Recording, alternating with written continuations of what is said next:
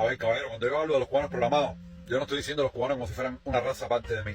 Yo también estoy programado, todos estamos programados, todos fuimos adoctrinados.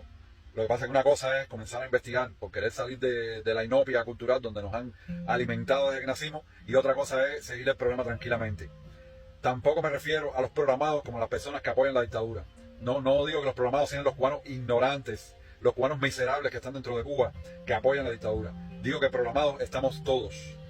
Yo soy una persona programada. Esta cuenta, ahora con lo que voy a decir, va a perder muchos seguidores.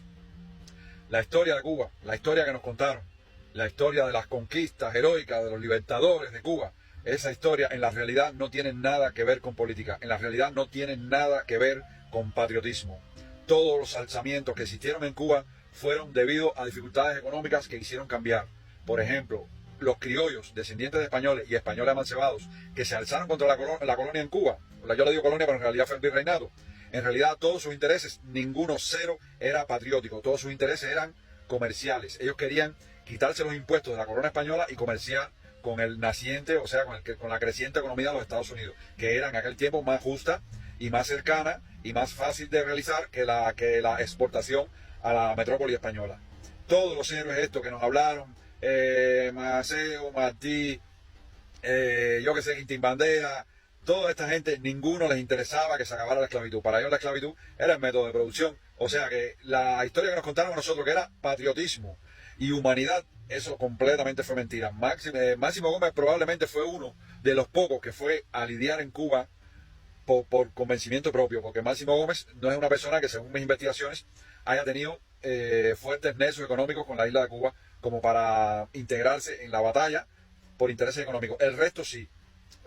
Todos los líderes de la insurrección cubana contra la colonia en realidad eran colonos blancos ricos que tenían problemas económicos con la metrópoli, ya sea por pagos de impuestos o por pagos de parte de sus compañías, o porque se dedicaban a vender por debajo del telón sus productos a los Estados Unidos, lo cual España deliberadamente catalogaba como contrabando, y les podían decomisar todos sus bienes y propiedades o meterlos a la cárcel, como pasó muchas veces en ciudadanos anónimos que no conocemos porque no entraron en la parte de la historia programada.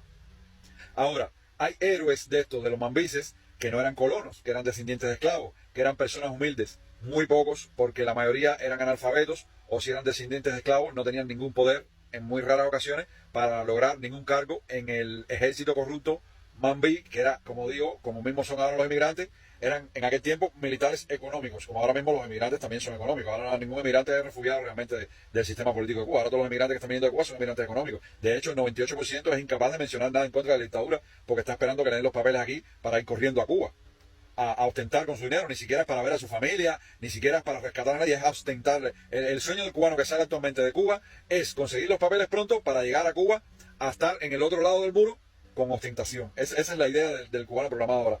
Entonces, hablando en un video anterior, hablé de las tantas heridas del heroico Maceo, que era por un defecto del armamento que tenían los españoles, que era una bala que no hacía daño en el fusil Mauser. Ese video, búsquenlo un poco más para atrás, que está explicado técnicamente por el médico de Máximo Gómez, que lo detalló en su libro Marchando con Gómez, que es un libro que habla sobre las heridas de guerra que él tenía que atender en las contiendas contra el ejército español que estaba diezmado por corrupción, porque, como ya dije también, la mayoría de los españoles se amancebaban, conseguían tierras, se convertían en campesinos, que esa era su idea, pero dejaban su salario a nombre del jefe del cuartel. Por lo tanto, el jefe del cuartel se hizo rico, se compró títulos nobiliarios, pero seguía contando en plantilla para el reino español toda esa cantidad de soldados, que ni siquiera hubo ni un 8% de la cantidad de soldados que ellos mencionaban. En cada reporte donde ellos mencionaban que un grupo de 14 mambises acabó con 400 soldados españoles, es probable que hayan habido solamente 14 soldados españoles y bastante muertos de hambre. Tengo que contar esa historia que fue recogida, me parece, por Manuel Moreno Faginal, si mal no recuerdo, que fue una persona que deportaron de Cuba y que a su vez deportaron de España,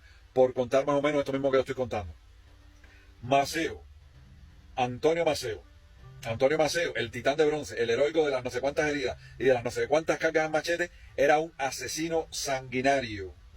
Entre las cosas que me han aportado en TikTok, me han aportado los nombres, apellidos, lugar y fecha de cuando Maceo estuvo en Pinar del Río. Por ahora no voy a dar más detalles porque voy a preparar un video más profundo sobre esto. Maceo iba por toda Cuba reclutando jóvenes, niños, muchachos jóvenes, y esta familia de Pinar del Río se negó a dejar que reclutaran a sus hijos. Entonces Maceo mató a todos sus hijos en frente de sus padres y hermanas y no permitió que los enterraran. Dijo que si enterraban a sus hijos, iba a matar a las hembras también. Los padres fueron obligados a ver cómo sus hijos eran comidos por animales. Ese era Antonio Maceo, un sanguinario. El que nos dan a nosotros por héroe y que el nombre que le ponen a todas las cosas heroicas de Cuba. Era un sanguinario, un asesino a sangre fría, era un salvaje. Y tengo este testimonio, ya dije ya, con nombres, apellidos, lugar y fecha. De hecho, hay una descendiente viva que tiene actualmente 90 años, que es probable, si no le afecta mucho, porque esta historia cuando ella la recuerda se destruye, si no le afecta mucho, voy a intentar entrevistarla para profundizar más en este pedazo de historia. Y como te digo, Maceo, te digo por ahí para allá, ahora mismo voy a empezar a perder seguidores. Martí lo nombraron apóstol para asociarlo al fanatismo integrado que tenemos los cubanos sobre la adoración de personas. Le pusieron apóstol porque la mayoría de los cubanos eran religiosos católicos, y poniéndole apóstol al principio de la historia a un escritor que es verdad que trabajó para la unificación cubana, pues lo hicieron más famoso entre la programación mental de los cubanos. Por ahí para allá hay miles de casos, hay cientos de testimonios que me están llegando ahora mismo por estos videos que yo estoy haciendo. Antes que me cierren la cuenta, espero hacer este sobre Maceo. Y bueno, ya que se molesten los que se sientan insultados porque yo insulté a Maceo, porque yo insulté a Martí, porque yo pensé que los españoles no eran tan malos, porque yo pensé que los mambises no eran tan buenos. Hay que buscar la matemática, la parte matemática, física de la historia, que la estoy recopilando ahora mismo para hacer videos más profundos. Lo que pasa es que tendría que ir a otro canal porque estos videos los están denunciando a troche y mocha. Otro detalle, el padre de esta familia que Maceo masacró, le dijo que él no iba a unirse contra España porque a pesar de él ser un campesino, él era de origen español. Y por eso es que Maceo le mató a todos los hijos delante de él, los dejó que se lo comieran los animales y esperó. Y lo amenazó con que si enterraba a sus propios hijos, iba a matar a sus hijas también. Ese es el Maceo que nosotros adoramos por programación. Yo sé que es duro, yo sé que es difícil cuando te rompen un paradigma instalado.